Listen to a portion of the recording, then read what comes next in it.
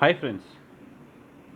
I'm sure all those in my generation would recall that in their history textbooks, there were two kings who were labeled as great: Ashoka the Great and Akbar the Great. Now, even as a child, I wondered what was the thing that these two did that made them great, whereas others were not called the great. And on what criteria did our historians decide to label them Ashoka the Great and Akbar the Great? In the last few years, I analyzed this on many points. Let me present this to you and seek your views and judgment. The first point that is often told by historians is they were pan India rulers. There may have been many other great kings in India, but we are talking about people who ruled India. But by that logic, it was Chandragupta Maurya and not Ashoka that founded the Mauryan dynasty. Leave aside Chandragupta Maurya. The dynasty that he replaced, the Nanda dynasty, also ruled over major parts of India. If you mean to say that Ashoka, by conquering Kalinga, more or less conquered the rest of, you can say, southern India too, by that logic, Akbar was predominantly a North Indian ruler. It is Aurangzeb that took the Mughal rule to south. So, should it be Aurangzeb the Great then? Also, the Gupta rulers too ruled over large parts of India, but they are not called greats. Why is Raja Chola not called great? He may have been a Tamil ruler, but his, you can say, empire and his influence, cultural, etc., reached all the way to the Malacca Straits and Malaysia, Indonesia, and Southeast Asia. That doesn't explain this. Okay, let's look at impact on history or their legacy. The point is, very soon after Ashoka, Pushpamitra Shung killed the successor and ended the Mauryan dynasty. In fact, in most of medieval Indian history, there was no reference. People did not have memory of Ashoka. It is only in British times that his legacy was revived. Let's look at Akbar. Definitely, he consolidated Mughal rule in India. But the whole Hindu Muslim unity that he tried to create fell apart soon after him, with increasing radicalization from Jahangir to Shah Jahan and finally culminating in Aurangzeb and the fall of the Mughal Empire. So the legacy part is not answered.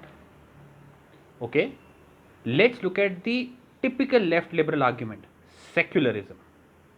Yes, Ashoka is known to have converted from Hinduism to Buddhism, but he was a totalitarian.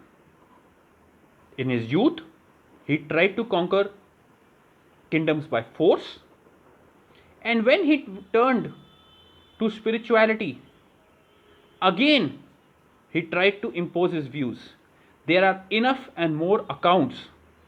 Forget Brahmin and Hindu accounts, which probably many would call as biased, but there are Buddhist accounts of him having imposed Buddhism violently on many parts of his kingdom. Indian history before Ashoka, to my knowledge, does not have any such examples. In India, we worshipped all saints. Whether a Buddhist saint came for Bhuksha or a Brahmin, it was the same thing to a household. And repeatedly, there are enough accounts of many Hindu kings, Ajat the Nandas, etc., of donating to Brahmins, to donating to Buddhists, Jainas, as well as Ajivikas, etc., etc. We believed in discussion and debate and not conversion. If conversion is a criteria, then again, if Ashoka is great, Aurangzeb should also be great. Regarding Akbar, he did try to create a new religion called Din-e-Ilahi. But not even his closest aides like Todarmal or Birbal or Abu Fazl are known to have converted to this new religion. So it was an abject failure. It has no meaning and it lost relevance. Finally, I thought the criteria would be India's image abroad, because Ashoka is known to have sent a lot of Buddhist monks all over the world, and that created this so-called image, as per our historians, of India being a spiritual place. I would like to correct this and tell them that long before Ashoka, the Greeks very well were enamored by India. There is enough records of Pythagoras, yes, the man who created the Pythagoras theorem and one of the most famous mathematicians, of having turned vegetarian and reading Indian scriptures, and in all probability deriving his theorem from the Indians.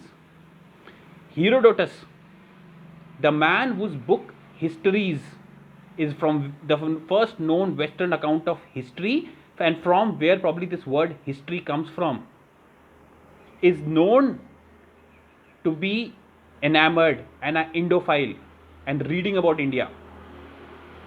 So before Ashoka also, India had a fantastic image abroad. And by that logic, Raja Raja Chola and the Cholas, having through force or through trade, influenced countries all the way to Korea, Vietnam, Indonesia, Malaysia, and the entire Southeast Asian area. So why are the Cholas not great? And Akbar, he did no such thing. There is no record of him having exported Indian wisdom abroad. All of these criteria don't match. So then I thought, what is it? And then it struck me, Ashoka left Hinduism for Buddhism, and Akbar was a Muslim. So both of them belonged to the minority community. So I realized that in order to be called great in our history textbook, one has to be a non-Hindu. My humble submission to then our historians. Maharaja Ranjit Singh was a Sikh. Maybe you can include him in this, the great category. On a serious note, do you think we do not have one king in 5,000 years of Hindu history to be labeled great by our left historians? In conclusion, I would rather say that I don't want another name added now. I only urge that no historian has the right to decide who is great. One who is great for one historian may not be for others. Therefore, there should be no criteria of calling any ruler great. Thank you.